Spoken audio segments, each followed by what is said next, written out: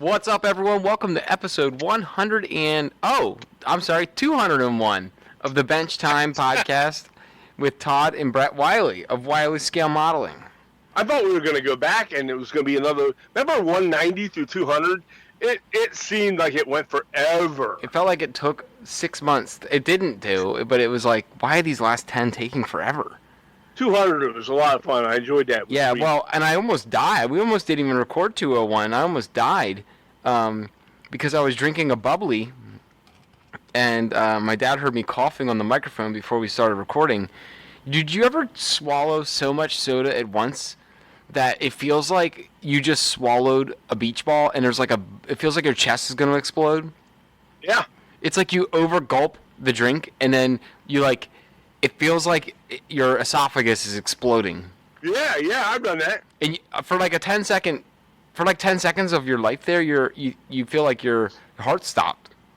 Yeah. Like everything inside from your throat to the top of your chest feels like it's bloated. It's right in your sternum. It just felt like I was gonna blow up. Yeah. So. Yeah, no, it feels like real tight and everything. Yeah. Well, yeah. I had that. That's why I was coughing before we started. Okay. 10 minutes before you contacted me, or before you called and we started to do this, I was in the bedroom and I started coughing, and I don't know why.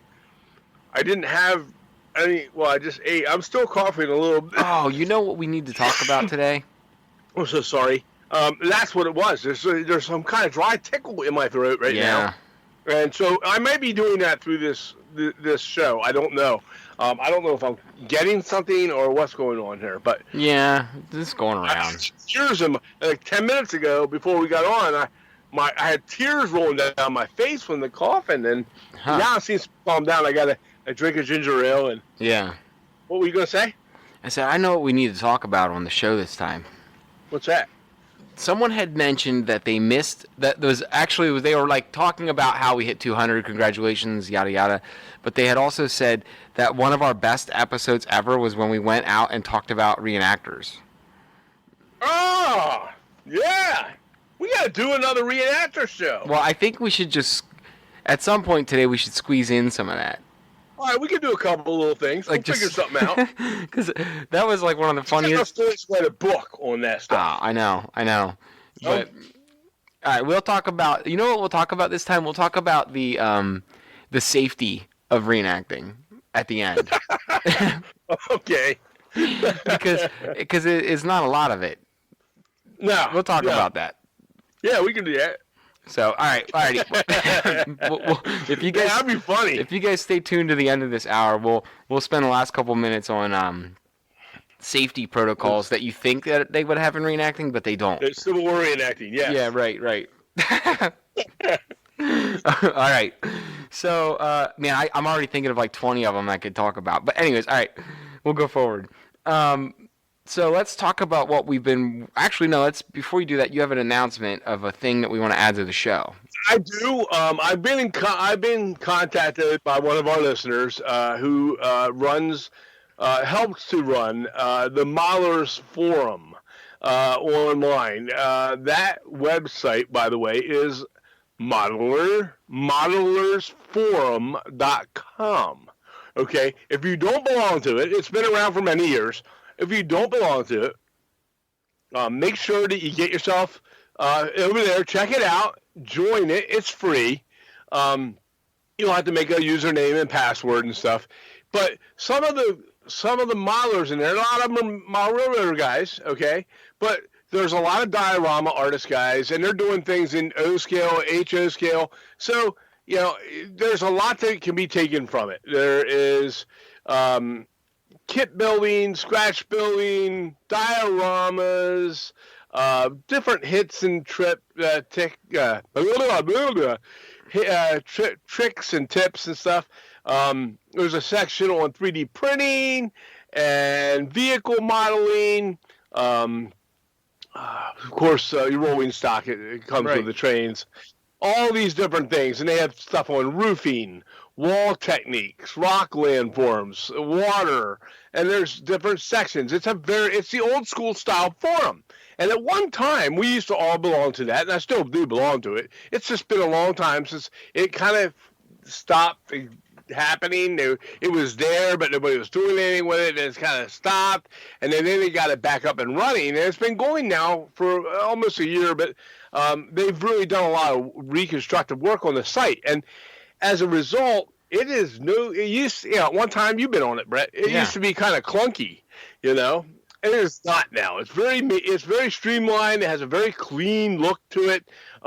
It's got tons of information in it, and these guys, these modelers, take photos of their builds and show how they build it step by step with lots of photos and things like that. It's very cool to see some of the different structures that they've taken from some of these, especially some of the ones that were kits, like that we're familiar with, the bar mills and the fox scales and the yellow box FSMs and stuff like that. They're all there, and they show in a whole thread, step by step, how to build them. Okay, so go back there, check it out, modelersforum.com. That's modelers plural forum.com. And check it out. They are going to be doing, and they do this, I believe, every year, but they are doing a winter challenge.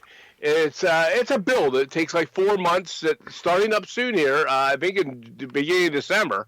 It's going to go 4 months, and they're encouraging it. I don't think it costs anything to do it. You just get on, and they do a challenge where you have to build. There's rules and stuff on the entries that you got to take, but you got 4 months to build it. Mm-hmm. And some of the work that goes into it is incredible. And all the information's there. It's going to have, I believe they have prizes and whatnot too. First place is a kit. They're kits.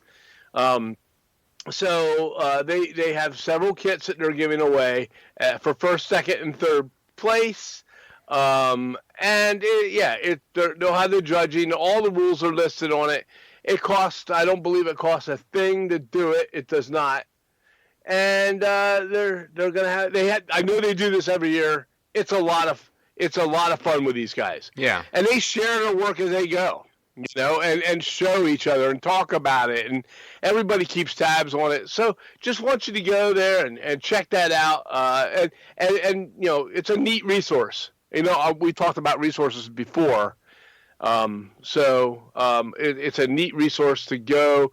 It's information. It's always there on their forum for you to go back and look at and check out. I've used it many times myself. I don't know if you ever have, but for builds that I was doing that somebody else had already done, and I've looked at it to get ideas and inspiration. And sometimes if I got stuck, what the heck was one of those model kits I was working on? I got stuck on years ago, and I jumped on and looked at the photos because some of the walls weren't matching up right. And I must have been doing something wrong. I think I was. And I looked at it and I found the right way to do it based on the photographs and the explanations they were giving in their threads. And then you can also go in there and ask questions, and they'll gladly help you. I've yet to see one asshole in there that caused problems. So it's a very nice community of people, and they're very helpful, and a lot of them are some of your top modeler people that are in there too. So enjoy that. I'm sorry, it went on and on, but I promised them that I would give them a talk about it. They've supported us throughout the years as well, these people in there and the forum. So I want to repay that favor, and it's a cool place, and they've done a good job fixing it up. Perfect. That's it. No, that's great. I was just on the site and checking it out. It does look new and updated, so that's great. Yeah, it works really. Signing in is a lot easier. It used to be clunky. Yeah, it was a pain in the ass. Sometimes I didn't want to sign in right. I had goofy graphics on my photo. Oh, and for photos, it used to be you could only upload small pixel photos. Now they've changed that to where you can open up to a 5 megabyte nice photo, which pretty much covers any photo. Yeah. Right. but more or less. You can definitely put. Each photo has to be is a max of 5 megapixels, megabytes. But it used to be real tiny. Right. So it was like 50 or something. 50. I think I don't know Kilobytes. what it was. Yeah, 50 kilobytes. And you're like, oh my god, how do I make that happen, right? Yeah. So, so it's cool. Good. All right. So what's going on with your website? I mean, well, not My website. What's website. going on with your build? My build. Well, I got a couple things going on. I'm doing that DPM. Let's go to it. Tell me all about the things you're doing. I'm doing my DPM, which is fun. And I'm really not building anything else right now because I'm working on the water scene as well. Well, that's what I'm talking about. Oh, okay. Things for projects. Now you're doing the DPM. That is a like an apartment. It's a row complex. home. Row home Number 2 or 3. I forget which one it is. It's row home. Oh, townhome number 2. Is that all brick? Yeah. Cool. I love it. It's brick. We need brick. Yeah, we need a lot more brick. But I like it. It's my first attempt with the airbrush, which I loved. Yeah. The only thing I remember that I really, really fucking hate about DPM kits is I had to paint individual windows on the plastic. Oh yeah. Yep. Which, whatever, it looks fine. It looks great. I pulled a marathon session on election night, just watching the coverage, and I just sat down here and watched the coverage and painted windows all night till like 2:45 in the morning. I can relate. I'll get to that, but I can relate. Yes. I was up painting till like those DPMs. I was up painting till like 2:45 in the morning, and I'm like, these windows, I could just stop and just go to bed. And I'm like, nah, I'm going to just watch TV anyways. So I'm just going to sit here and paint. But then I realized the nice part about blasting through all the windows in just one session is when you come back, you're like, oh, sweet, I'm done. I don't have to do that shit again. I'm done painting those windows. Yeah.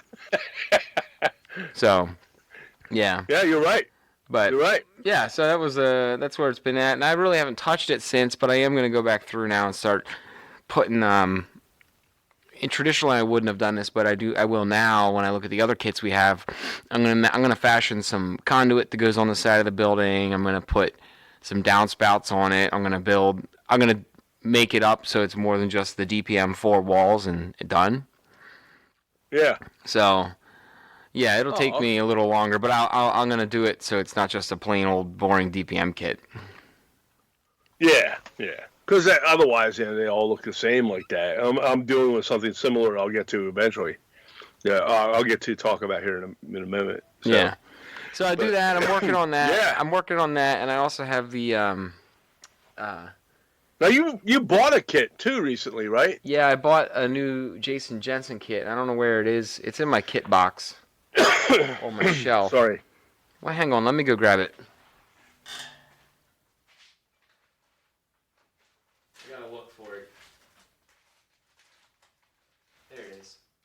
All right, I'm back.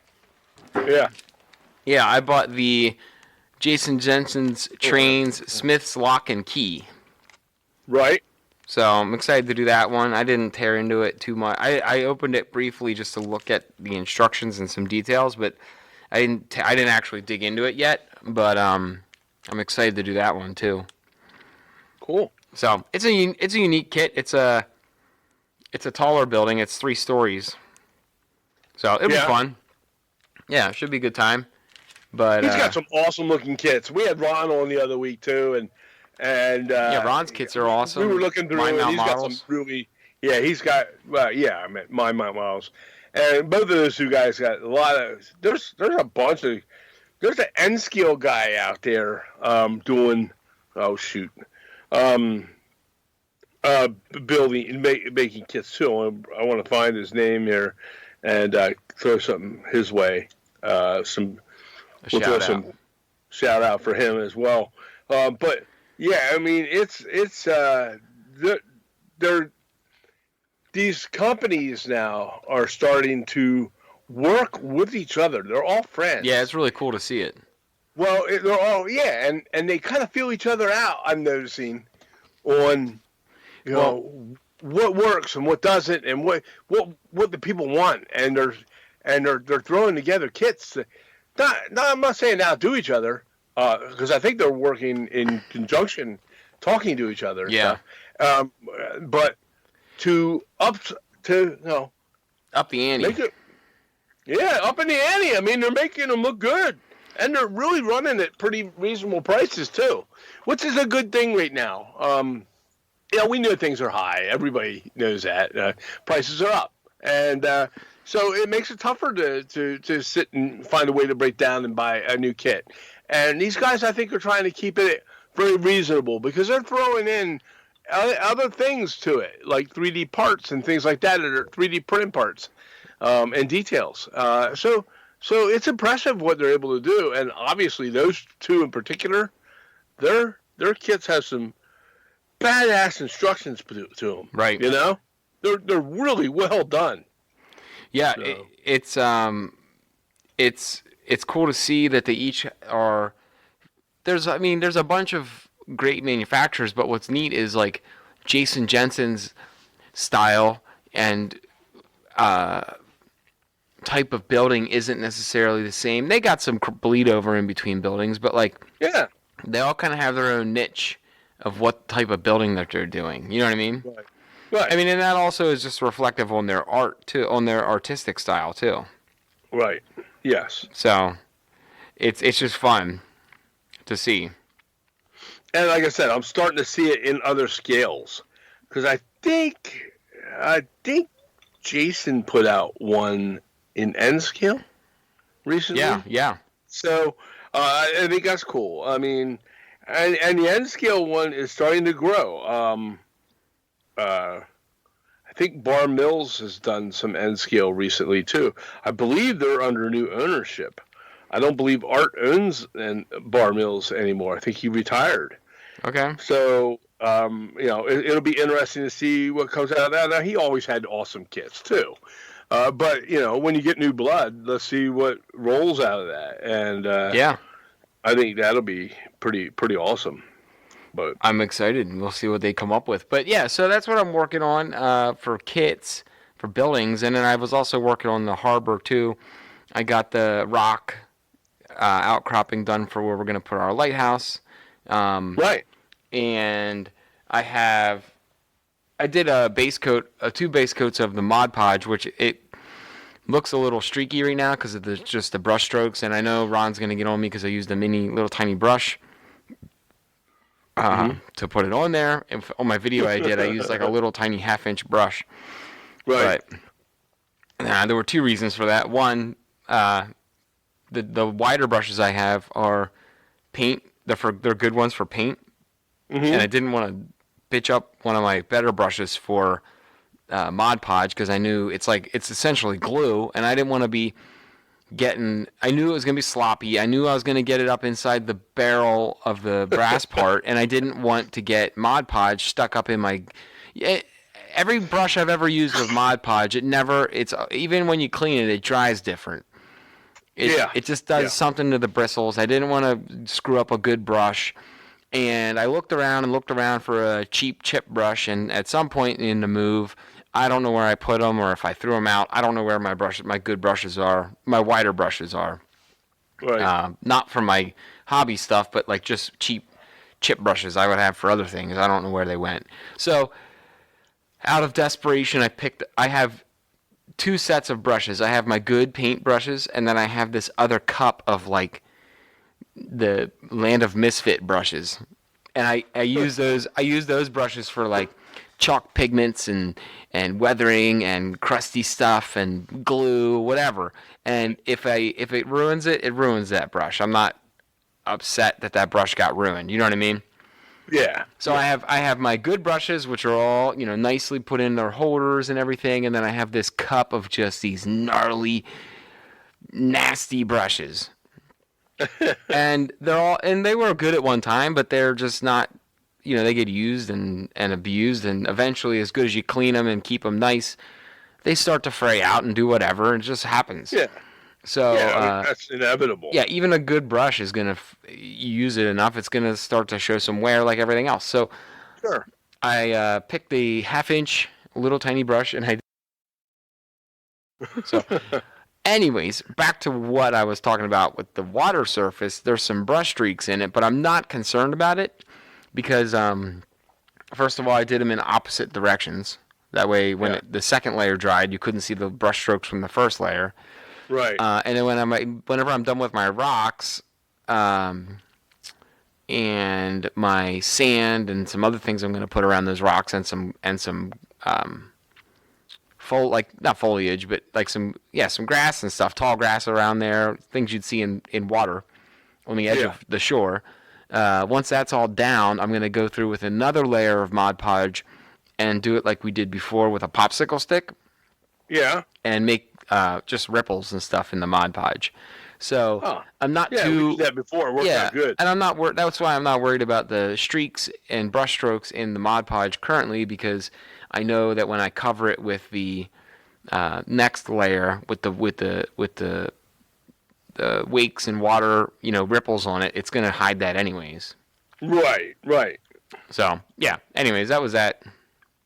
That's cool. So I did, It looks good, man. I mean, yeah. you were you also cut rocks. So talk about that. Yeah. So I did the rocks the same old way we've done them before with the plaster.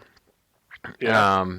Plaster Paris, and I used a popsicle stick to kind of plop them in place. Doug from Foscale Models has the video.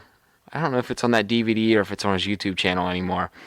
Right. But how to make those rocks with, we just kind of plop down the plaster Paris. Right. So I mixed it up like that in a cup, plopped it down, let them dry.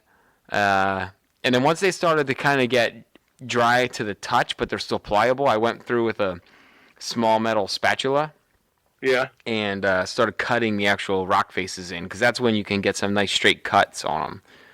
So shaped them up good, let them dry, and then I did a video just last night, I sped up the video and showed how I put I didn't do the video the first round of India ink wash, but I did the ink wash for a couple layers, and then to make them nice and dark, and then I went back through with a sea sponge and with 3 different colors of grays and whites, and sea sponged with a dry sponge the texture onto the rocks. So now they got some highlights and stuff. Yeah, I saw it. It looks really good. And then after the paint dried, I went through with another layer of India ink wash just to re-hit those crevices and stuff. Right. Just to make the crevices a little darker because they got some paint in them that I didn't want down in the dark spots. Cool. So that's done. The next step. Are we gonna put some loose rocks down there, like? Yeah. I'm gonna put some other loose rocks in there, but I'm also gonna like before. It's all rock right now, so it's not very realistic. So I'm gonna sprinkle some dirt and sand in there. Okay. Yeah, like we did on the old harbor. Yeah. Down there at the entrance of it, you had that wake sign down there. Yeah. And we had some vegetation in the water coming up, and that'd be cool. So I'm gonna do it like that, where it's kind of, low shore, not deep there. Right. I definitely am gonna put a sign and a couple signs in again that say, entering harbor, no wake zone, 5 miles per hour. I'm gonna do that, and then we still have those old buoys we saved. So I'm gonna put those 2 buoys in on either side of the lighthouse. Yeah. But so cool. I'll do it up good. I think I'm gonna on that point there. I'm gonna put some old pilings in before I put the next Mod Podge layer in, and do like off that island where the lighthouse is gonna be, and make it look like there used to be a dock there. Yeah. But it's just pilings left over now. Nice. So yeah. That end scale guy, by the way, is Frank Salandino. Oh yeah, Frank. And Frank's been a fan of ours for a while. He is. He was one of our followers still is, I hope. And he has, I believe, him and his wife together have opened up They're Mud Creek Models. It's a newer company, but he has some really nice. He features N scale, and Yeah. he made some really nice Craftsman N scale kits. Now Jason just did too as well. I know there's some others out there that have them, and I'll probably fail to mention those people, but the N scale and the Craftsman kit thing is something that I love seeing. That we don't do N scale, but there's a Right. lot of people that do. And then whenever a new kit would come up, we would see posts and comments and things about those kits saying, "Well, why don't you do that in N scale?" Ah, but I do N scale. Well, you know what? They're starting to do it for you. They're putting them out, and they're nice. These are quality kits. These guys put a lot of time and effort in to doing them. I don't know what's all involved with scaling it down from HO to N, but I can't imagine it's any easier, right? That can't be. Plus, I mean, to get windows and doors and small parts and things for N is probably a little more difficult as well. It's not. It's grown. N skill has grown, and there's a lot of wide variety of stuff available. But for the kit manufacturers, they got to go out and buy all that stuff. They got to buy it in bulk, and they got to put it into their kits.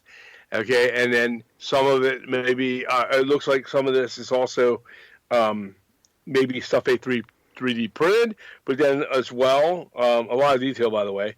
I imagine some of it is also laser cut too. So I think the advent of laser cutters has really opened up the door for other scales like N scale and like O scale. Well, not that O scale was ever a problem that way, but there's more and more of this available out there. Remember we were talking about the state of the hobby? It is always growing. Oh yeah. Always growing. There's nothing dying out of this, But yeah. So Sweet. anyways, I wanted to give him a shout out because he's been a friend of ours for a long time, and we really haven't mentioned N scale or any other stuff. I can't do N scale. I do pretty good with the HO as long as I have my visor on. Okay, and the fine detail work I do on other modeling, but N scale, man, I think it'll really bother me with my eyes, and so I'm really never going to probably venture there. But it is cool to see what other people can do. Yes. So now you would have no problem with that, but no, I would not like it. Oh yeah. Yeah, I'm not. You I'm like not, the HO? Yeah, I'm just not. It's not my thing. Yeah, an HO is bigger and it just pop straight in your face, But there's some really gorgeous N scale stuff out there. So just like I said, for you N scalers that listen, I know you waited a long time for for us to even talk about it, but for them to for these manufacturers to start putting out Craftsman kits. Yeah. The plastic kits were always available, but now you got the people making Craftsman kits, and I'm sure there's other ones I haven't mentioned, but I think it's cool.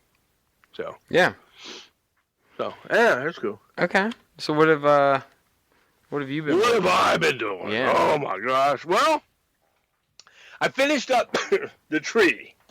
Okay, the tree ant. Remember last time we were talking about? I started doing the fantasy figure tree ant. The photos are online. This is the first time I talked about it since I finished it. Mm-hmm. And I did a base for it with vegetation and whatnot around his legs, around his feet, on a large base that came with the model. He's up on my shelf now. I had a lot of fun with that, Brett. That was my first ever fantasy figure. I'm looking forward to doing another one. I think it's one of those like mini D&D things. It's big though. It's like I don't know 5 or 6 inches tall, and it's this wicked looking nasty tree man made of it's like a tree that came to life. And I gave him some vegetation, even though the photos I've seen for it, a couple of them had it online that I searched around for that other modelers did the vegetation, but the photo on the box that it came in did not have any vegetation on top of it. Right. And some of the other modelers, examples I saw online did not either. But I put like foam and, the vegetation we use when we make a tree. on top, and I think it really spiced it up. I had a lot of fun building it. I learned some new techniques with that, using both the airbrush and then the brush, and then learning to highlight different, what would be the different reliefs on the highs and lows in on the model itself, like recesses and such. Yeah. And I've learned how to work with that a little bit, and it's going to help with other figures, like 1/35th scale figures and things like that. Some techniques I just learned by watching other people's videos on how they, not particularly that tree, Ant, but with other figures and such. And Right. And I was like, wow, this is it's a lot easier than I thought. And yeah, it takes a little practice like anything else. But I can now apply some of those techniques and stuff to the 1/35th scale figures I'm doing for the diorama, the World War II diorama. And I may get some of those figures that I've already done, and they're already done, and they do look good. But there's some details I can put on them that I just learned how to do, and I think I'm going to dig them out. I have them right now in a special box so they don't get damaged until I'm ready to put the diorama together. Right. But I'm excited to dig them out and try putting some of those highlights and stuff into them so you could show the different shading on cloth, on muscles and body parts and things like that, shading on the cheekbones, on the chin or under the chin, under the arm, not like underarm, but along the Right. edge where it's not getting the light that you would get from like a sun or whatever the light source is coming from.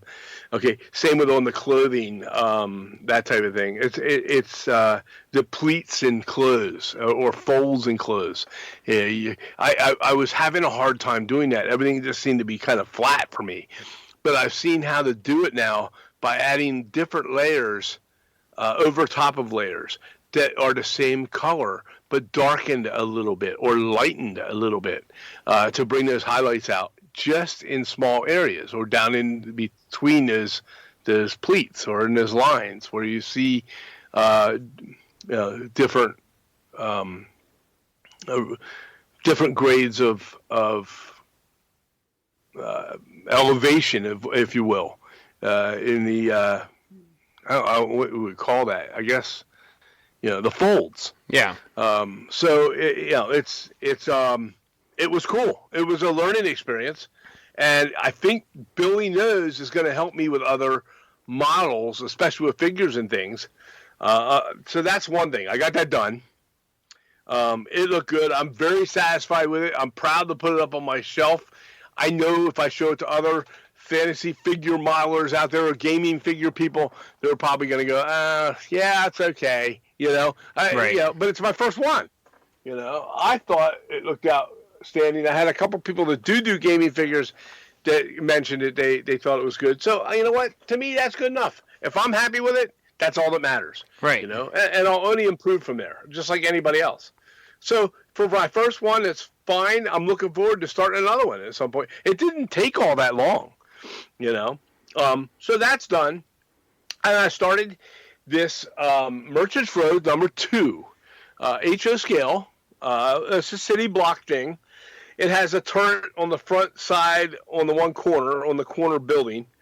And a turret meaning like, it juts out. In like not like a turret, like it's like a rook on a castle kind of thing. Right, not like a turret on a tank. Right, but it's called a turret. So, and then it has a pointed, looks like a steeple roof on the very top. It looks nice. So what I did is just like you, painting those windows sucks. It's the same kind of thing, So I got to hand paint each and every window. The window sills, I painted another color. Okay, so I used 3 different colors that had 3 different buildings that make up a city block. And this has a ton of windows, just like yours. Right. And you're like, oh my God, how many windows? Especially the one building has 6, 12, 18, 20. The turret, all the windows on the turret. The downstairs on the very first level, all the windows of the storefront. 4 more windows on this side, so there's 24. There's 30 or so windows just on the one corner building, and that's a skinny one. Right. So, hand painting them all, and then what happens is you hand paint them all, and you're like, oh, that's great. It turned out good, just like you said. You want to, and then you have to go through and make sure that you get every inside edge and everything of those. Okay, you don't want to get any of it on your brick, but you want to be able to define the window frame from the brick part itself. So I'm really kind of, you know how OCD I am. So I had to go back through and make sure each line was precise. And I make the job more than it should be. And I shouldn't do that. I need to get away from doing that. But then I did the windowsills. So you start doing the windowsills, the lintels, I guess they call them. Not the window. Yeah, it's a windowsill, and then they have the upper thing above the mantle thing above the window. And so I painted all those like a concrete color. And then after I went through them, then you have these, because they're real fine in detail. And the edges of them there's like an unpainted edge when you do the top of them. So you got to go in with a super fine brush and get the very edge without getting the bricks. Okay, so you get it all the way around the edges. And then if you make one little screw up onto where you did the windows, now I got to open that damn window paint back up again. The same color paint, go into my paint palette. And luckily I'm using a wet palette now, so it's always fresh. Yeah. And then I got to go back out and I got to redo some of the edges on the windows because I kind of overshot on the sills or on the lintels, whatever they call them. Okay, and so I did all that. It's looking nice. I'm really impressed with it. The brick turned out real well for me. I'm getting ready to add signs. I'm almost done with it, Brett. Uh-huh. And I haven't really posted much online about it at all. And it's a plastic kit, so I'm kind of enjoying that. I'm seeing more plastic kits. In fact, I saw that one of our buddies on Greg Cassidy on all the forums. Everybody knows Greg. He's got his own little YouTube page he does, and videos that he's doing, and he does great work. He's also a longtime follower of us as well. It's good to see these guys doing their thing, Uh-huh. and he did a kit. He did a plastic kit too. For his club. It was a roundhouse. It was made by Faller, your German company. Yeah. And I don't know if you were online or saw any of that. No, I know what Faller is though. They're the same ones that did the right? Yeah. Oh yeah, they do a lot of cool ones though. They have some good ones. Some of their brick structures that are European brick structures are for Faller. Some of the other ones, Helgen, and some of the other ones are tougher to turn into an American version, okay? Right. Or to paint it in a way or construct it in a way to where it looks like it could fit in modern day or old school or in America, in the United States. Okay? So he did an awesome job of turning that European roundhouse into a North American looking roundhouse, and an older version, and it looks awesome. It's something we don't have as a roundhouse. Yeah. Now I'm not talking about the roundhouse where you have the turntable and that shit. I don't want to get into all that. Fuck that. They never work, right? Right. They don't work. It's not going to work for us. We have enough trouble with track. Okay? So I'm talking about, like, we do have a storage roundhouse kind of in a way with the one Foscale kit, the green one. What was that one called? The coffee one. Down there in the harbor. We have it. Sanborn Coffee. Sanborn Coffee. And where you can drive the train into it, for whatever. Right. That kind of thing. You could back up some cars into it if you wanted to. We do have something like that, but this is the old style.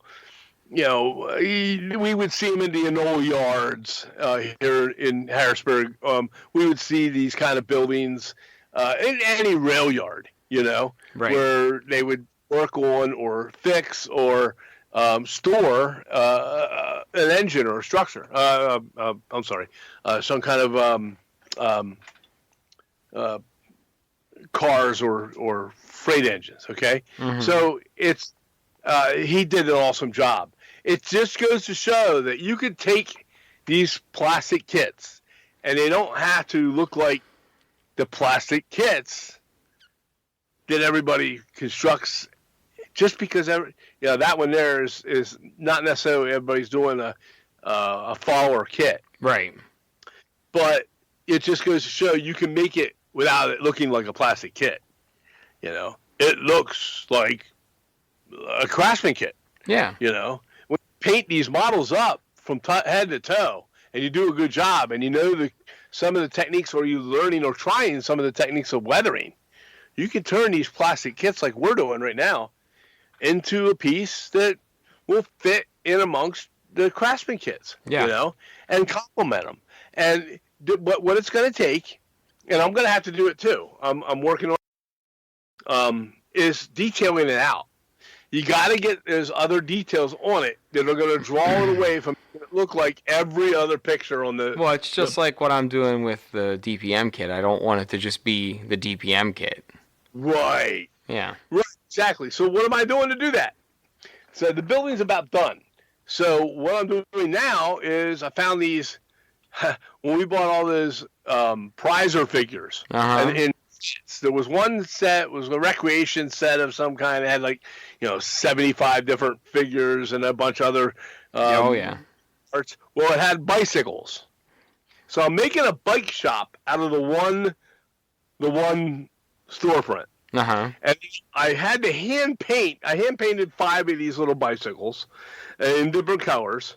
And I'm assembling them. I haven't put handlebars on them yet, but I'm doing all the details down to the chrome on the fenders, and then they look like brand new bikes, and I'm going to sit them out on the sidewalk, like they would display them out on the sidewalk, for people to come and check them out. Yeah.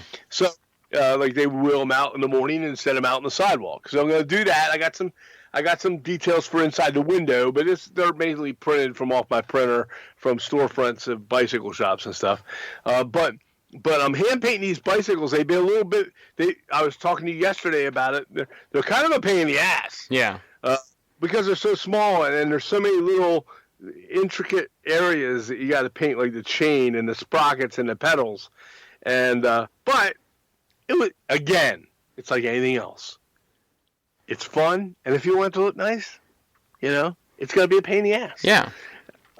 But yeah, so I'm having fun. I did some bicycle stuff. I'm going to add some other details to it. I got this, it's like all the other modelers out there, all of us that are listening that do the HO scale or whatever on that end of it. I have a cabinet, one of those little things with like 50 little drawers on it that has plastic slide out drawers. Well, they're all full of detail parts. So I'm going to rummage through there. I'm going to find all kinds of little detail parts. I got some stairwell shit and stuff I'm going to put in there. And I'm going to add some stuff to it, and make it look a little different than what it used to. I'm kind of excited about that. So that's that part of the project. That's project 2. And project 3, because I had 3 things going on at one time, is the Craftsman kit from Foscale Models, which we did, which was the Metzger building. Mm-hmm. We removed it from the layout, and I brought it home while the house was being built, and we put before we could get the layout started up again. Yeah. I took it home and kept it on my shelf because when we had it down there and we were removing it, the billboard and some of the things on the top of the roof got a little mangled and broken. So I'm in the process of rebuilding and fixing those things right now, the billboard in particular, and then of course some of the detail parts that were on the sidewall came up, and so I'm going to totally clean it up and add some other details to it in the process. So I'm kind of having fun with that. It's back into the HO scale, and it's been a while for me. So yeah, I got that going on. I'm still working an 1/35th scale figure for one of the civilian figures for my military model for the diorama. So yeah, I got that's 4 things. I got 4 things working right now. No, that's 3 because I finished a tree. So yeah, it's a lot of fun. Oh, that steeple thing I was telling you about? Yeah. I showed you photos of it. I didn't put them out there yet for anybody. But in my 1/35th scale, I bought this stuff to make. It's called U-Rust. It's by MIG Ammo by MIG, or whatever the hell it's called. I think I talked about it one other time. We need to get this correct, Dad. Yeah, it's Ammo by MIG. Okay. It's Ammo by MIG. Yeah. Jimenez. So you got to get it right. But yeah, I mean, I know I butcher that shit all the time. But anyhow, this U-Rust stuff, the copper blue patina, and so what I did was I airbrushed a primer onto the steeple part, and then I made it a copper roof. But I used this stuff that I used to do copper gutters on my 1/35th scale cafe. Yeah. Okay. Well, I used it again on the top of this, and wow, I didn't know how it was going to work with an HO scale part, and it really popped out. It really looks good. It looks better than the gutters did. I don't know if that's because I'm starting to work with it a little more, so I'm starting to understand how to do it. Mm-hmm. But it's cool. It's called U-Rust. They make this. I've tried this one, the copper blue patina. I have two other, one called deep oxide and one called black oxide transparent. And I haven't tried those yet, so that's gonna be for some other project on some other form. I have to figure out how that works. I got into it and I bought a couple of these bottles, but then it has these smaller bottles. One's called Rust Reactor 1 and Rust Reactor 2. U-Rust is the name of the product by Ammo by MIG Jimenez, and you put on it looks like a blue watery liquid, and you put it on, and the chemical reaction is it reacts with the whatever is in that. They said it is an oxidation. It's not a paint. It's some kind of a liquid oxidation product. So I try to wear rubber gloves when I play with it until it dries because I don't know what's in it. And no, I know. I was just thinking it'd be a funny quote if I took that out of context, where you say, "I like to wear rubber gloves when I play with it." Well, you just did. You just took it out of context. Way to go! And you gave my secret away. So it's it's I don't know what's in it. And I'll be damned if I'm gonna have my hands get all fucked up because of it, right? Right. So I'm putting rubber gloves on until I know a little bit more about it. Sure, it's not corrosive to my body. I was working on something the other day. I don't even remember. The details on it looks amazing. You saw it. Yeah. It really looks What was good. I working with the other day? I don't even know where it is now. It was something. I know. I was doing a home project, not a modeling project, but I was doing it down here in my basement. And you ever work with a chemical that's clear or like not black? Yeah. And when you get it on your fingers and your hands, and all of a sudden you look down, it dried, and it's black on your hands, and you're like, no. You're like, what the hell did it just do on my skin? What was it? I'm looking for it here. Where is it? I was working.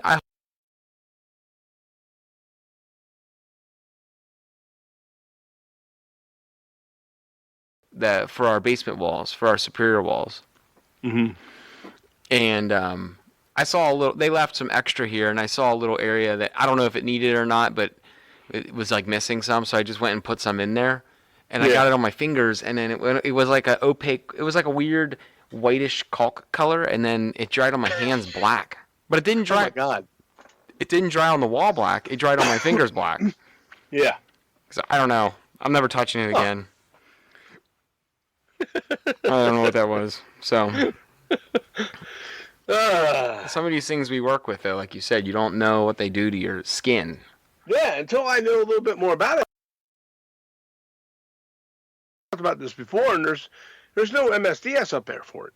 Yeah. So I don't know if that's I don't know what it does. And some of the stuff's like in Europe and stuff. So I don't know what their rules and laws are to listing that thing. I don't know. I don't know if it's good for me. You know, I'm gonna go out and my fingertip falls off or some shit in the living room while I'm watching TV. You wake up and you got bag of corn chips. yeah, you got You know? a sixth finger when you wake up. Yeah, exactly. You know, something growing off the edge of my nose or some shit. So, yeah, I don't know what it does. So, other than make a really cool effect. Yeah, That's the other thing. There are a lot of cool effect stuff out there right now. Yeah. And all of them are diving in. So do you think that that's do you think that's a side effect of more stuff coming out, or do you think that's a side effect of us venturing into other parts of model building that we're now realizing that there's these other things out there? I mean, they're new. Okay. There's more stuff coming out. Yeah. But I do think that also I also feel like that lends a hand in it, though, Dad, where you're like, oh, well, this other hobby, they're using this. Yep. And we're going to use that now. Yeah. It does. But I do know for a fact that this is relatively new within the last 2 years. That's cool, though. I mean, it's good. It's awesome to see it. But, yeah, they make all kinds of weird shit until I started getting into the other modeling. And I think that's cool because it becomes, you're like, oh, that's kind of neat. Let's try that out, right? Yeah. But you're not buying it for model railroading, but then you're buying it for your 135th scale or military modeling or modeling a plane or whatever. And, well, by the way, I bought my first battleship.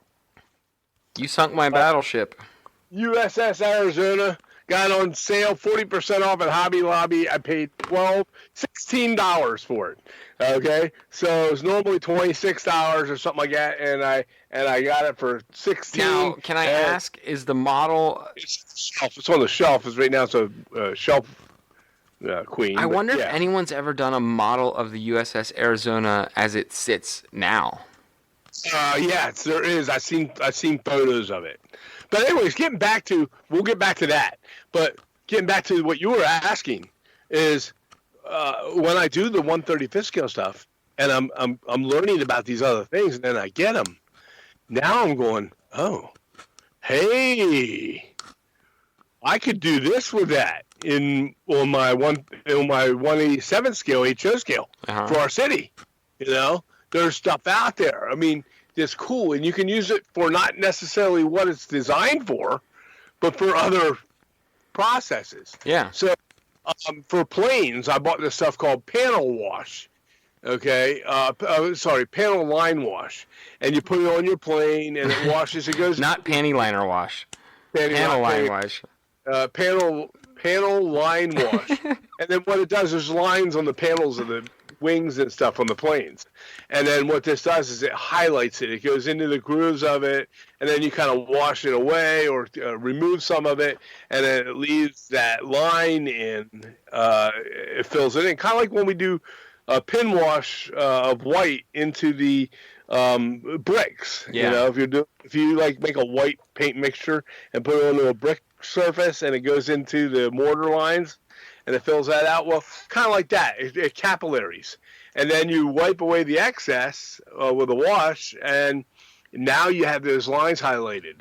And so I bought some of that, but I'm finding that I can use that on some of the detailing that I do on some of the ornate work of the front of a structure on HO scale. And it kind of fills in on some of that. So that's cool. And then there's other ones, a pin wash. Now, pin washes, these are made by AK Interactive. It's in the same kind of bottles as all the other special effect bottles that they have, but it's called pin wash. And I got the dark umber one just to try it. And pin washes on 135th scale, so for you guys that don't do that, you're basically taking a very small brush with this a point, and you're putting little dots of different colors in random places on panels of a tank or an armor vehicle or a plane or a battleship or whatever you're doing, and you're putting different colors on, like whites and like a yellow or a green, and you're mixing them up, and then what you're doing, and a rust one here and there, right? Yeah. And they're just little tiny pinpoint dots, okay?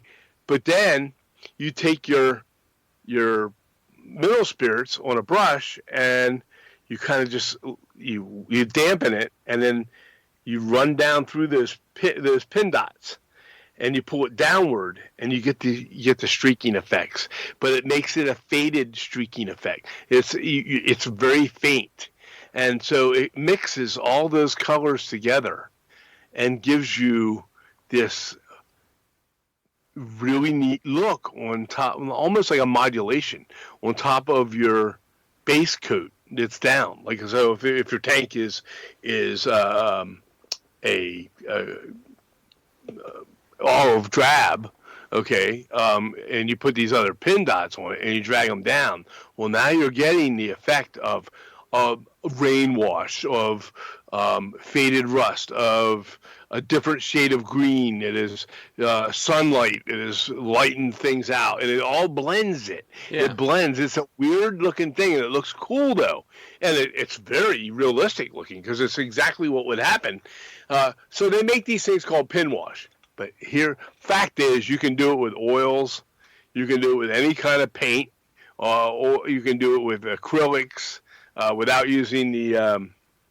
You have to use, of course, a water-based thing, but pin washes can be done in lots of ways. But I bought this other stuff called pin wash, and I'm going to try that. I've done pin washes with oils. I have not done it yet with with this particular product. But I bought dark umber because you can use it on anything, right? Umber, right. You can use anything. It's just, it's great. It's like a dark wash. So yeah. So I got it just to give it a shot and see what happens out of that. But there must be 50 or 75 different kinds of products out there like that do this stuff. Oh yeah. And it's cool to try it. If you don't like it, just buy one bottle or two bottles. And if you don't like it, that's it. Yeah. Don't do it again. Yeah, you're not in the bag. You're not in the bag for hundreds and hundreds of dollars worth of stuff. Right. Don't do like I did with the dry brushing thing. Although I'm not sorry I did that. Ammo by McJiminy's makes what's called dry brush paint, Dio dry brush paint, and I use it now for all my dry brushing. Okay, it's awesome. It's a little thicker, but when you put it on a dry brush and you take it off, it leaves a good. It makes it a very good dry brush. It's not as thin or as light or runny as some of your regular model acrylics do. Okay, right. Small bottles. It is also acrylic, okay, but it is a thicker base. So it pops better, Well, I tried it with two different colors that they make, and now I have their whole line. How many is that? 5, 10, 22 bottles. I have 22 bottles of that stuff. I love it. So I have every color of dry brush paint ever, and I don't have to use the other paints to do it. They're bigger bottles, they're thicker. You don't have to keep reloading your brush all the time. Right. And it really does a super job of dry brushing. But like I said, I started with two different colors, and then I loved them, and then I bought. I was like, you know what? I'm using them for everything because I can use them on our HO scale buildings, everything. So. Yeah, it's a cool thing. But once you find one that you love, it's awesome. Yeah. Yeah. No, I get it. Anyhow, that's enough of that. No, it's good.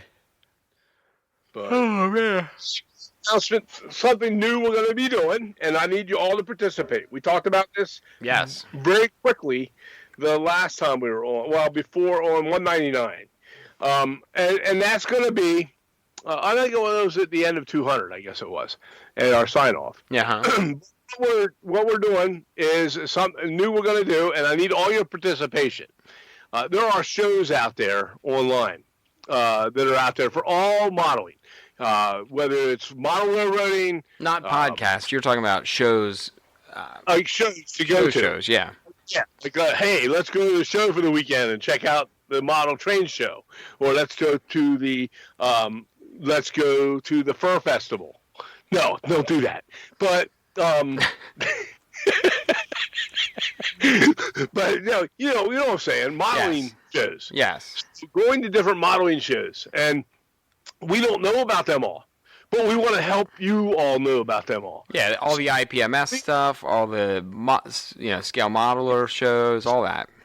Oh, IPMS, model railroaders, fine scale modelers, all this stuff.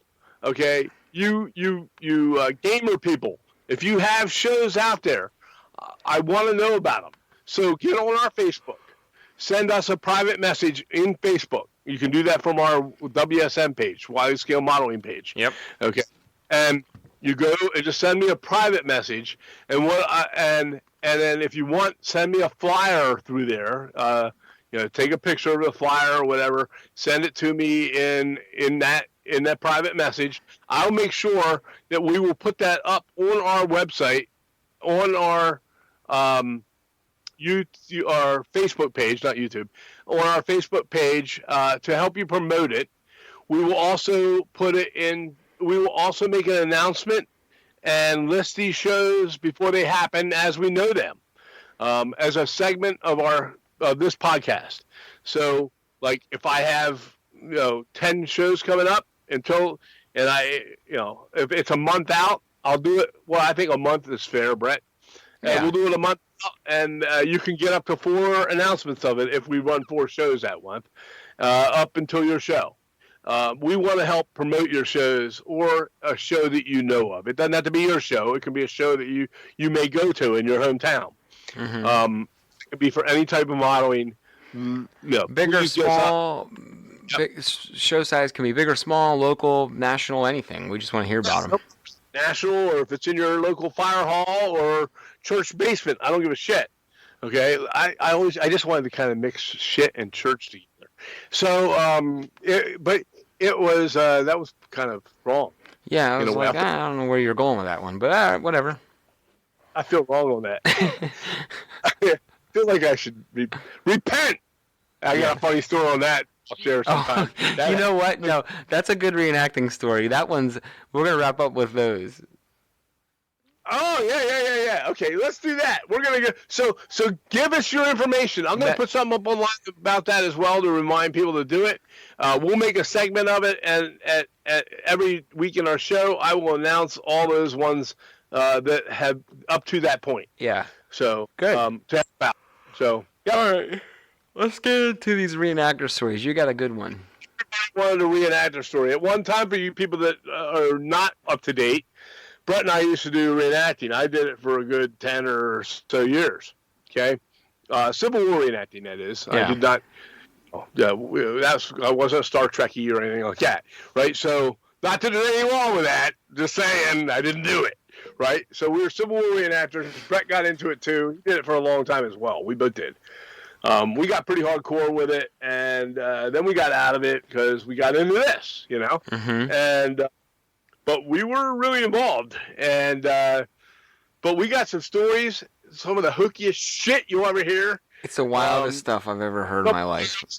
Freaks, and we made many observances on it that are hilarious. I look back at some of the things that happened, and I'm like, if you told someone that, hey, like, nothing wrong with the reenacting, because there are some great people. We enjoy it. It was a lot of fun. It was so much fun. It's just wild to me. And here was the craziest part about reenacting, and model people will get a kick out of this, is because it's all a money trap. But what if it's some? Oh, go ahead. The thing that killed me about that was you spent all that money and all that effort and equipment and everything to put on an event, right? Yeah. And then you had to pay to go to the event. and then you had to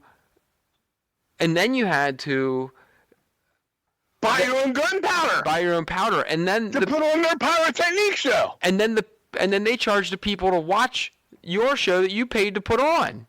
Yeah.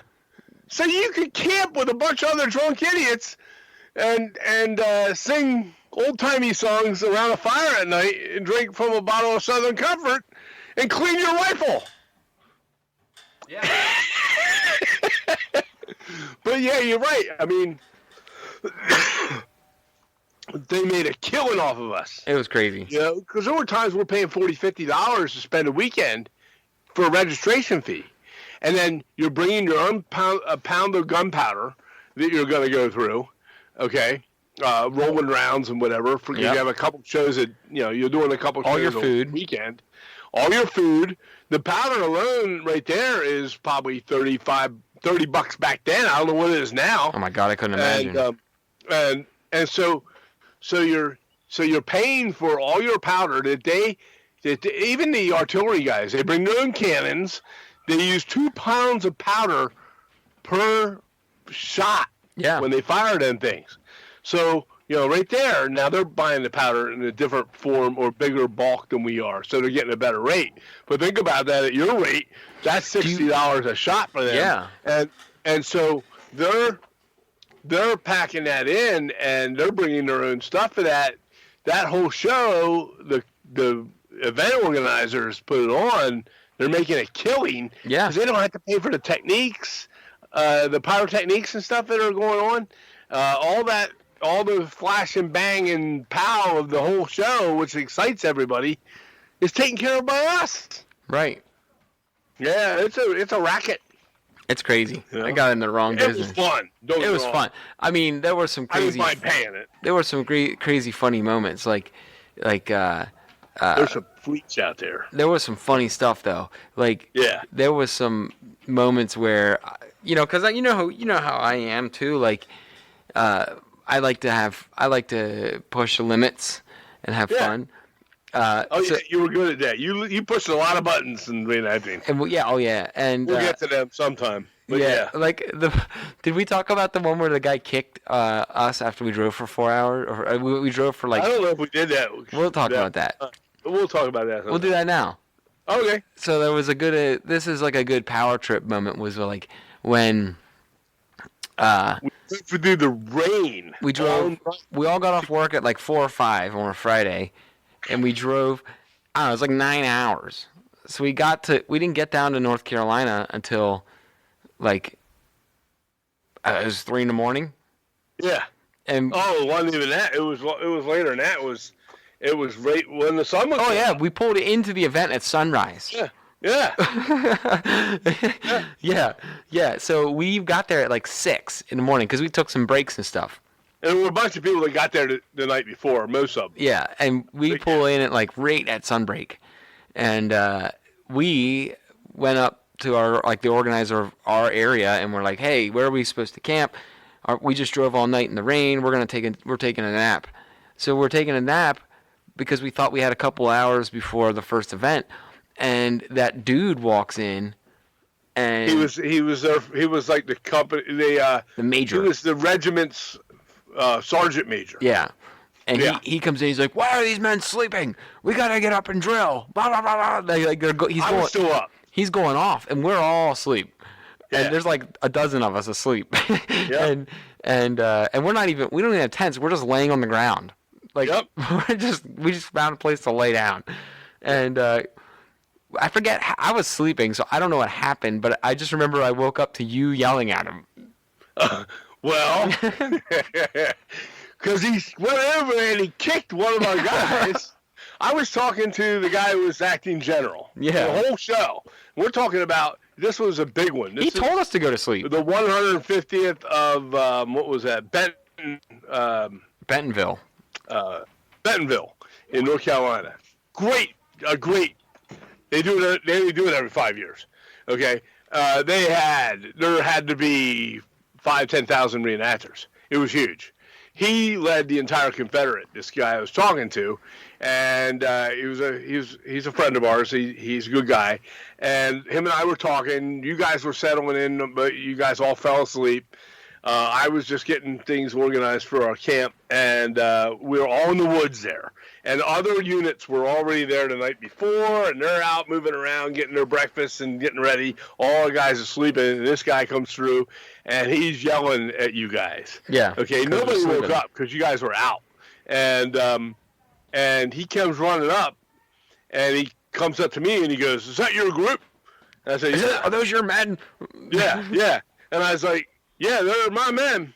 and I was talking to the general who knew all of our guys. Our guys were not going to take. We had a group of guys that they're not taking no shit. It was like a Okay. it was like a bee's nest of men, yeah. and if you messed with us, you got all of us. Yes. And we maybe had 15, 20 guys, right? So he comes up to me and goes, "These your men?" And I said, "Yeah, they're my guys."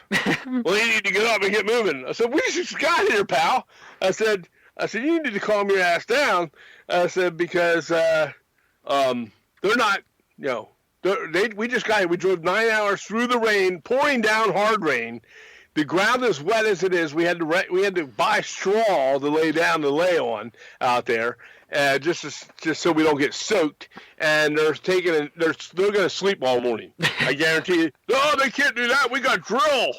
I was like, I said, "Don't you touch them." I said, "Don't you dare wake any of them up." Well, he went over and kicked one. If you do, you're going to get your ass kicked. And that's what I told him. And the general looked at him, and he goes, "Yeah, don't wake them up. That's not the group to wake up." And you got to keep in mind, most of the group was like under the age of 30. Right. So like our general, yeah. So we're just under 30. We're all young, and all excellent historians. Okay. Not just that, but they're all very, very, very intelligent, like historically. But we were also very young, and we were all full of piss and vinegar, and we were tired. I was the old guy. Me and one other guy, Mark. Anyhow, we went over. We kept talking, and next thing I know, he goes over and kicks in the butt. He's laying under his blanket, and he kicked him through the blanket in the butt. Not hard, just kind of pushed him. Wake up. And he's saying that. "Time to get up. You guys got to get up and moving." Well, and he's like, "Get the fuck out of my face." Is exactly what he does, right? And he said, "We're trying to sleep here." He said, "You need to get up before bad things happen." And so, and anyhow, so he was tired, and he was grumpy. And then this guy come back and he goes, "They won't wake up for me." And I said, I blew up. And I was like, "You need to get the F out of my camp right now. Get out. Out. I don't want to see you in here. You come in again, I'll personally wake them up, and you'll get your ass kicked by everybody." And so he didn't come back through after that. But he was a jerk the rest of the weekend. Was that the same guy that yelled at us for making coffee? For the water. But all weekend he kept telling us, "Make sure you hydrate. Make sure you hydrate." He kept checking, coming through camp, and oh geez, he kept coming through camp and shaking people's canteens and stuff.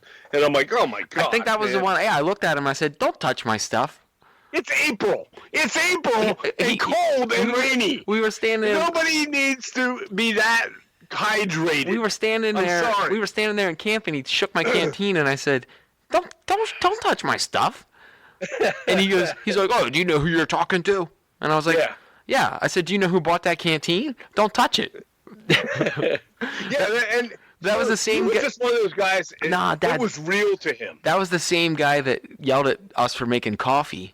Yes. And we were in reenacting. It's much like I shouldn't say it's much like the real army, but it's a lot of hurry up and wait, which is not much different than the military. Mm-hmm. And we had lined up early for. What do you need? Okay, well, I can do it in a couple minutes. Give me a couple minutes. What's the matter? Okay, well. And when I try to power it off, it won't let me slide. Okay, well. We're gonna have to fix this in a couple minutes. I can't do anything about this right now. Her tablet screen has stopped responding. I'm gonna do a hard reset. Okay? Hello? Will everything restart?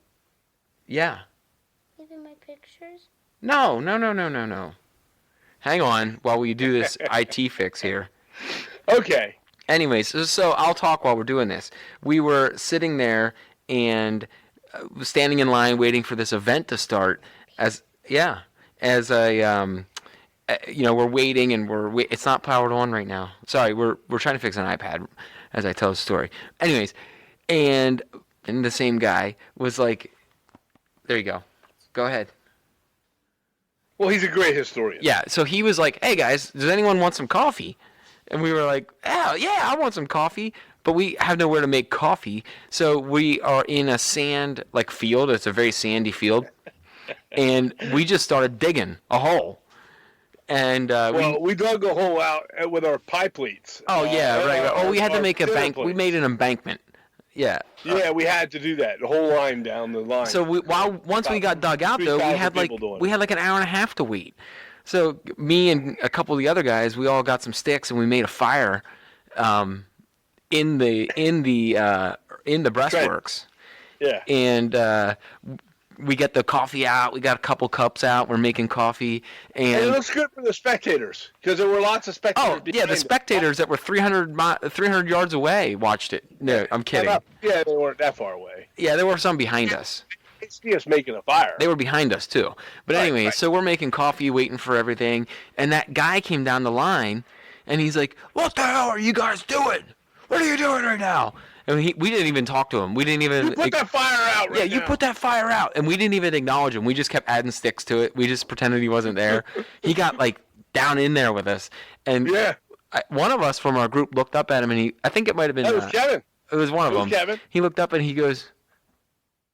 Would you just leave us alone? We're making coffee. What's it look like we're doing? And he's like, well, you're going to start a big fire. You're going to make a big problem, blah, blah, blah. And then we're all looking at him. We're like, dude, we're in sand. What's going to catch on fire? We're in sand. We're going to...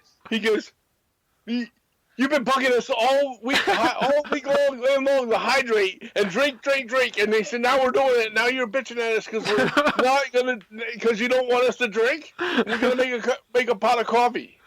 It wasn't even a full pot. We just all had our mugs. It was a cup. It was a freaking tin cup full coffee. It was horrible, by the way, because we passed it around and let everybody sip. It was disgusting. It had coffee grounds floating in and everything else. But no. They're laughing. The general was there. He came by and he was laughing at him and said, "Let him go, because he went up and tattletaled on him. It's like a little girl." He's like, "Those guys are making coffee," and he's like, "Yeah, okay, so." Yeah, it was great. He thought it was awesome because that's what a soldier would have done. Yeah, it was cool. Yeah, that was a good one. There was that's the kind of people we dealt with. They thought it was real. Man, that one event had a bunch of stuff like that because we also did weekend. What's that? That was also Coyote Weekend, but we talked about that one time. We talked about that already. There was also the one thing I don't miss about reenacting was I feel like I was always wet. You're either wet because it's hot and you're sweating, or you're wet because you got wool. Well, yeah, that. But then then in the winter, in the spring, in the winter, you're wet and because you're laying on the ground and it's amazing when you get deathly sick. You're laying in dew. So you wake up in the morning and you're like, what? Why I'm wet to the core? It didn't even rain. I'm just wet. Everything's wet. And then it would dry out in the afternoon if it was sunny, and then it would just get wet again. Everything was just damp. Yeah, and you smelled like a wet dog because it was wool and it was damp. So you had that, when you take your dog out, you remember? He climbs all over you on the sofa, and you went, oh my God, you smell like a wet. You're a wet dog, but you smell like a wet wool blanket. Well, it's the same thing. Do you remember the one of we will not name names, but we were making breakfast the one morning, and it was a summer event, and then you smell like smoke too because you're standing around the fire trying to draw it out. Yeah. But do you remember when we were making breakfast the one morning, and we weren't making it, someone else was, and they were making eggs and pancakes. This is when we were with the mainstream group, and. They were the person to remain unnamed was leaning over the fire and the griddle sweating into the eggs and the pancakes, and they were like, "Hey, do you guys want some pancakes?" And we're like, No, we're good. I got some bread in my bag. I'll just eat that. It was like dripping off of their forehead. And Yeah. shit. I'm He's like, oh my god! like oh. wipes his forehead and it's like dripping into the breakfast, and I'm like, oh no. It's just like the fat guy at the Waffle House in West Virginia. I'm like, I'd rather eat the Waffle House stuff. But we were talking about safety. We also stopped at that Waffle House in Kentucky. Yeah. Oh my God. Well, that'll be a different story. I wasn't reenacting. Well, it wasn't. Yes, it was. Reenactment. That was on the way to the one in Kentucky. Ridge, something Ridge. Yeah, no, one Ridge. It was. I can't remember what it was. It don't matter. It was another 150 event. But yeah, that was awful. We'll tell that another time. We're running low on time. But it was a safety. Keep going. Oh well, we were going to talk about safety. We kind of got away from safety. No, I don't want. I want to keep talking about this. This is funnier. Oh, it's funnier than the palsy guy with the rifle on your shoulder? No. There? Okay. Yeah, we're going to skip that Let that one go. But then it happened. But anyhow. But, okay, so let's go to that. So we're driving all through the night in through West Virginia on our way from Pennsylvania to Kentucky. Uh-huh. And it's time to stop. And get some Perryville was where Perryville, yes. This was another like 11-hour trip. Yes. And we stopped in the foothills of West Virginia right before you come down and go into about an hour or two before you get to Kentucky. It's on the other side of the mountains. Right, it's in the mountains though. Right, these towns are in the mountains. Yeah.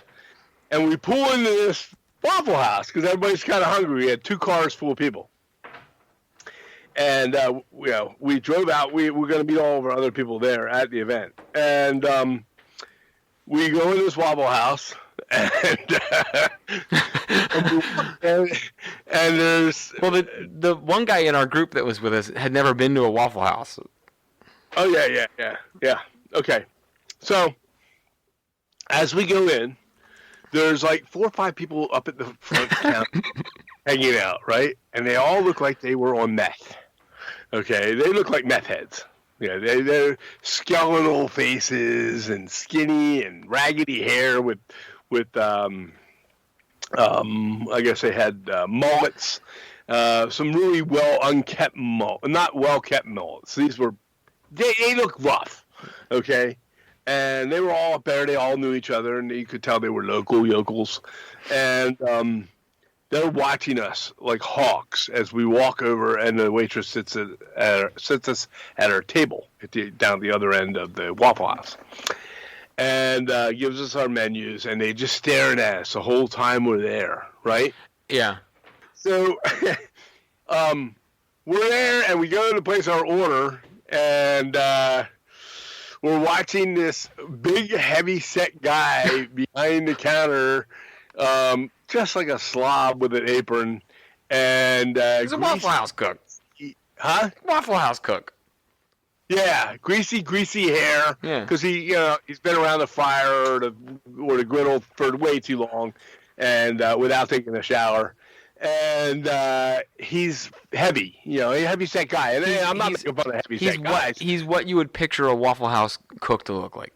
Right, and his forehead was just covered in sweat, and his hair was dripping He was sweat. smoking. And it's right there because they cook the shit in front of you while you're sitting there, right? And he was smoking. Yes, he was smoking. I forgot about that. And the sweat they're making my eggs and stuff. And his sweat is dripping off his forehead and landing on the griddle. I saw it. We all saw it. And I'm like, oh, that's disgusting, right? Yeah. And I didn't even eat them. I remember when one of us had something wrong with their order, and I think it was not one of us two, it was the other 2 guys. Yeah. And it came back, and they said something, they're like, this isn't right. And you and I were both like, don't even say it. Just eat it. Don't say anything to them. Just eat it. Don't even bring it up. You get what you get. Yeah. And so they had this orange juice. It tasted putrid. when I drank it, it was one of those ones that was so putrid that it backed up on me. And remember, it came out my nose, and it went, and you guys are cracking up, and I'm blowing this shit out my nose. It was disgusting, and I had napkins on my face. It was the most disgusting meal I've ever had. I didn't even finish it, right? I waited for you guys to wrap up, and I'm like, okay. And then it's time she brings us a check, right? Separate checks. So I said to you guys, I said, how, do you guys have a credit card? Are you paying? I'll use my card, my check card, my credit card. I said, no. Do you have cash? Well, no. I said, well, I got cash. I said, give me your checks. I'll pay for it. You guys can pay me back. And they go, why? I said, because those people have been watching us up by that register all the whole time we've been here. Like they're about to rob us and jump us when we go out in that parking lot. Okay, you remember that? Yeah. And I said, so give me your checks. I'll take them up and I'll pay with cash and get them all. And then you guys pay me back later, which you guys did. And because I don't want my credit card there and them or any of you guys to have your credit card number being copied or taken. Okay, so we went up and paid cash. And on the way out, they watched us and they walked out and stood in the doorway and watched us walk out to our cars. Yeah. And we thought they were going to jump us. And wow, that was a freaky. That was like something. They followed us out like horror movie. You don't belong here, kind of thing. Yeah, and their eyes were like all hollow and shit. It was weird. A credit card? Whether they make a copy of my credit card or who knows when you hand it to them, right? It wasn't like they had a tap thing going on there. And even if they did, I wouldn't be sure I would trust it, right? So yeah, that was wild. That was way back, so I don't think they even had tap at the time. But yeah, I mean, that was a bizarre trip to that Waffle House, and since I've never been back to a Waffle House. I've never either. No, I have no desire. And but that was the most freaky. We were laughing so hard in some of it. Did we tell the other story? I don't think I told the one where I was in the lightning storm. No, but we'll do that then. We're all an hour and a half in. You're right. Do it next week. We'll do it next week. No, I got to do it now. I'll do it real quick, and this will be the end. And then this is going to be a segment. We're going to add, at the end of our show, we're going to add a reenacting story. I'm going to have to think about more of them. But, I mean, I can come up with a million of them. I can write a Bible full of them. So I'll do this one last one, and we'll call it night. The Gettysburg 149th or whatever.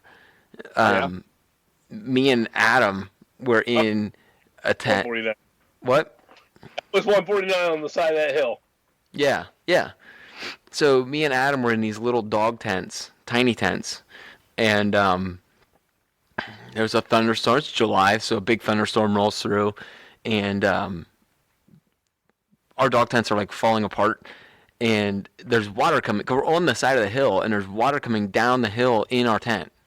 There's no floor on the bottom of these things, by the way. No, and Adam, canvas. And Adam and I slept on the ground. We didn't have cots. We slept on the ground.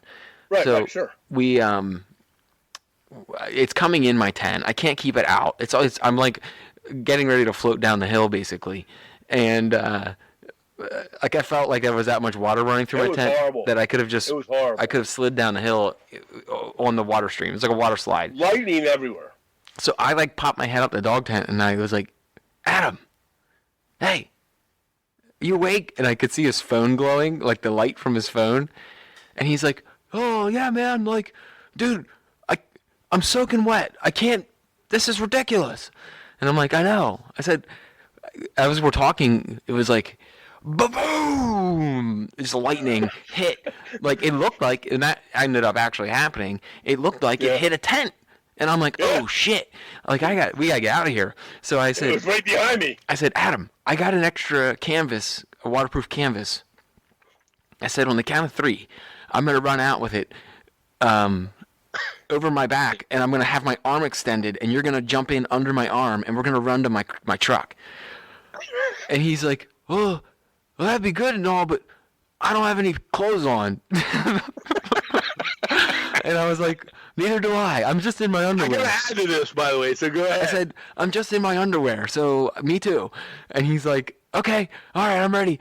It's like 1, 2, 3, and I ran out, and it's dumping rain, and I'm just there in my underwear, and he jumps under it. So then there's me and Adam, and just us and our cell phones and a tarp, and Oh, I was watching, by the way. and we're 'cause I was running, holding- we're running through the field in just our underwear through the dark, and the lightning flashes are like lighting up around us. And I'm sure, It was awful. but if anyone saw us doing it, they're like, "These naked guys are running across the field." Like in between lightning flashes, you'd see our pale white bodies through the field. And tidy whities. You guys are running across. You had the tiny. Well, one of you had tidy whities. The other ones had a pair of white boxers. And you're going across the field.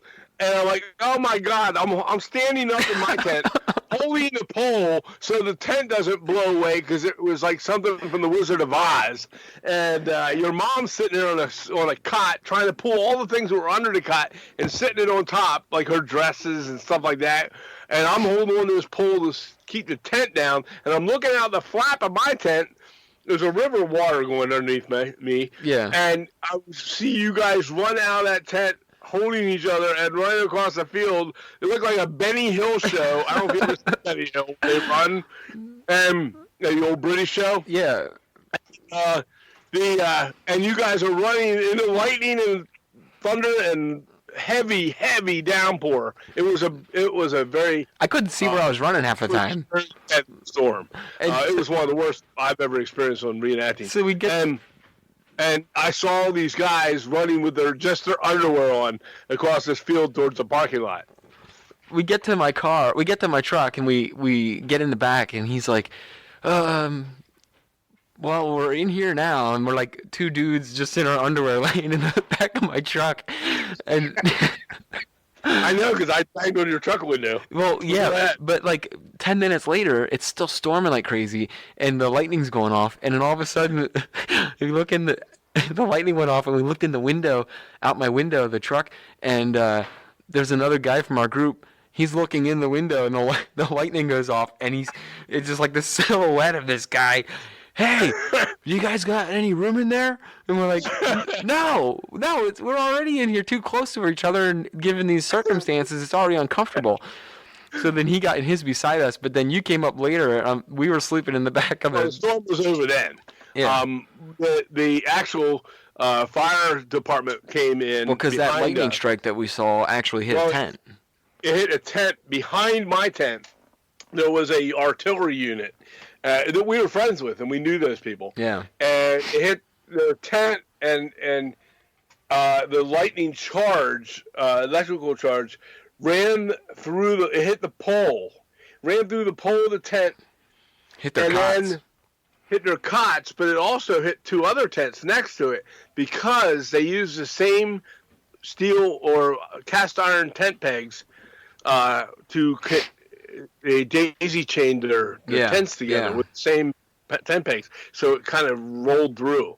And the one girl had to be taken. She was pregnant, and she had her arm severely burnt on the edge of her metal cot because that same tent, the lightning. I mean, of course, the charge went through that cot and melted her sweater to her arm. Yeah. It was bad. Anyways, they had an ambulance crew there. They had to take them away. So you didn't know you didn't know where we were though. No, and they told me to go through our camps and make a head count of all of our people. We had 25, 30 people. So I'm trying to get a count to make sure going by tent to tent to tent. No, I knew you guys left because I watched you running naked across the field. Yeah, but like you didn't know I where. knew you left. Yeah. I figured you went to the parking lot, which is a long way off, by the way. It's like a half-mile run. Yeah, yeah. So, but yeah, and then I came out and we knocked on your window of your truck to see if you were in there, and then you guys were in there in your underwear, holding hands and stuff. We were not holding hands. Yeah, I know. And so your mom and I walked down there just to make sure that you guys are okay. But I would not have done that if he was not my best friend growing up. So yeah, I do. That guy was very, very close to me growing up, so I had. Wedding too, yeah. Yeah, I mean, I had no issue with it. It was just funny in the moment. I'm like, we got to sleep butt to butt, dude. I'm not turning over. It's butt to butt. But it was just one of those weird things, man. Luckily, everybody else was okay except for that lady and her husband behind us. He was hurt as well, and they thought maybe they had her in the hospital for a while, making sure she did not lose that baby. Yeah. And of course, he had a heart condition too, so that was bad for him. And so for most of the rest of the night, they had emergency vehicles going off, lights going off all over the camps, and we're talking camps of, 1,000 tents across this big, wide, open, expansive field at these things. This is Gettysburg we're talking about. This is the annual Gettysburg reenactment. Yeah, 8 to 10,000, 8 or so thousand people. Yeah, they get a lot. So it's that was a wild night, man. But I wish I had a video camera running to catch you guys going across that field, because, like I said, it looked like something from a Benny Hill show. Anyways, all righty. Well, this was a good episode. Yeah, I had a lot of fun with that. We'll have to, in the future, we'll give you guys some more reenactments. Yeah, I'll line up like 1 or 2 now. Yeah, we won't go as long as we did tonight. We'll just do a shorty. So. But yeah, it'll be fun. Cool. Alrighty. Well, again, we will see you guys on 202. I will have some guests in the near future too. Good. Lined up. I'm working on that right now. Perfect. In discussions with some people on that right now. So we're gonna make that happen. Awesome. So. Okay. Alrighty, guys. Well, hey, have a good one and enjoy your modeling.